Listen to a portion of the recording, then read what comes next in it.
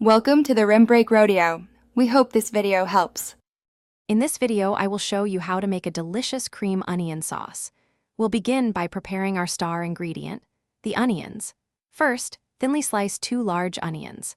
Then, melt 2 tablespoons of butter in a large skillet over medium heat. Add the sliced onions and sauté them gently for about 10 to 15 minutes until they become wonderfully soft and translucent.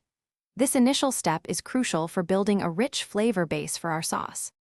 Now that our onions are perfectly softened, it's time to create the creamy base. Sprinkle 2 tablespoons of all-purpose flour over the onions. Stir constantly for about 1 minute to cook the flour, forming a light roux. This will thicken our sauce beautifully. Next, slowly whisk in 2 cups of whole milk. Continue whisking until the mixture is completely smooth and free of lumps, ensuring a silky texture for your sauce. With the milk incorporated, bring the sauce to a gentle simmer, stirring frequently. You'll notice it beginning to thicken nicely. Once it reaches your desired consistency, reduce the heat to low. Now, for that extra richness, stir in 1/2 cup of heavy cream. Finally, season your sauce with 1/2 teaspoon of salt and 1/4 teaspoon of freshly ground black pepper. Taste and adjust the seasonings as needed for your perfect flavor.